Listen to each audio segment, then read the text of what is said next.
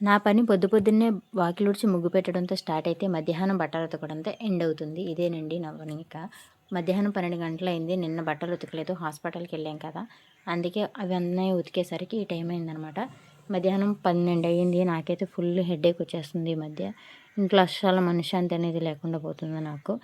ఇదేనండి ఇంకా హెడ్‌కి అయితే హెయిర్ ఆయిల్ అనేది అప్లై చేసేద్దామని కూర్చున్నాననమాట. నా హెయిరు నా నైటీ ఒకటే కలర్‌లో ఉంది ఏంటి అనుకుంటున్నారా? మీరు చూసింది నిజమేనండి. మీరు అనుకున్నది కూడా నిజమే. నా హెయిర్ అంతేనండి, కొంచెం బ్రౌన్‌గా ఉంటుంది. అలానే ఉంటుందనమాట. చిన్నప్పటి నుంచి అంతే, బై బర్త్ అనమాట.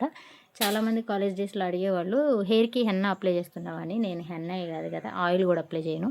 చాలామందికి సమ్మర్‌లో హెయిర్ ఆయిల్ పెట్టుకోకపోతే హెడేక్ వస్తది. నాకేంటో హెయిర్ ఆయిల్ పెడితేనే హెడేక్ వస్తది. ఏంటో జిడ్డు ఫీలింగ్ వస్తదనమాట. నాకసలు నచ్చదు. ఒకవేళ హెయిర్ ఆయిల్ పెట్టాను ఈవినింగ్ ఖచ్చితంగా హెడ్ బాత్ చేయాల్సిందే. అంతే, నాకు అలా అలవాటు అయిపోయింది. ఏంటో మా ఆయన తిడుతూ ఉంటారు, హెయిర్‌కి ఆయిల్ పెట్టవు అందుకే తలనొప్పి వస్తుందని. తలనొప్పి అనేది ఆయిల్ వల్ల ఏమో కానీ ఇంట్లో మనశ్శాంతి లేకపోతే మటుకు నరాల వీక్‌నెస్ కూడా వచ్చేసిద్దనమాట. నాకు ఈ మంత్ మొత్తం అలాగే ఉందండి. జూన్ నెల మొత్తం నేను చాలా అంటే చాలా సఫర్ అయ్యాను. చాలా అంటే చాలా అంటే చాలా, ఎంత గట్టిగా చెప్తున్నానంటే జూన్ 1 నుండి జూలై 1 వరకు కూడా, అంటే జూన్ మొత్తం 30 డేస్ కూడా నేను చాలా నరకం అనుభవించానండి. హెల్త్ పరంగా నాకు కాదు, పిల్లలకి.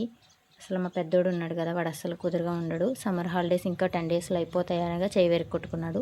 వాడితో హాస్పిటల్కి వెళ్ళడం, రావడం, మెడిసిన్, వాడిని జాగ్రత్తగా చూసుకోవడం, ఇవే సరిపోయాయి అనమాట. దెబ్బకి హెయిర్ అంతా ఊడిపోతుంది కూడా ఈ టెన్షన్స్ ఎక్కువైపోయి ఈ మంత్. ఇన్ని రోజుల్లో ఎప్పుడు కూడా నాకు ఇంత బాధ అనిపించలేదు. ఈ జూన్ నెల మాత్రం నాకు చుక్కలు కనపడిందండి.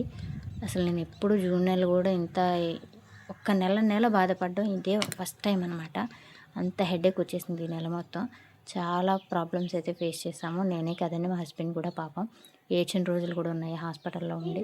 ఇవన్నీ మాట పక్కన పెడితే మా పెద్దోడైతే ఇప్పుడిప్పుడే రికవర్ అవుతున్నాడు అనమాట.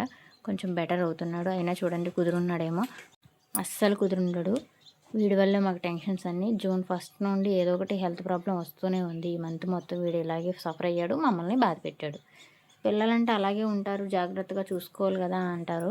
నేను చాలా అంటే చాలా జాగ్రత్తగా చూసుకుంటానండి పిల్లల్ని. నాకు అత్తగారు కూడా లేదు. పెళ్ళయి పిల్లలు పుట్టిన దగ్గర నుండి నేను ఒక్కదాన్నే చూసుకుంటూ వచ్చాను. ఆఖరికి అంటారు కదా డెస్టినీ నిర్ణయం అని, అది ఎలా ఉంటే అలాగే జరుగుతుంది అనుకుంటా. నా కళ్ళ ముందే పడిపోయాడు అనమాట పిల్లాడు. చిన్న హైటు, ఒక మంచం ఎత్తు నుండి పడిపోయాడు అనమాట. ఇంట్లో అయితే కాదు, బయటే. నేను పక్కనే ఉన్నాను, అయినా ఏం చేయగలనండి, ఏమీ చేయలేకపోయాను. ఇప్పుడైతే కొంచెం రికవర్ అవుతున్నాడు. చిన్న సర్జరీ కూడా పడింది పాపం వాడికి. ఈ హెడేక్లు ఎప్పుడు తగ్గుతాయి ఏంటో. ఓకే, మరి ఉంటాను, బాయ్.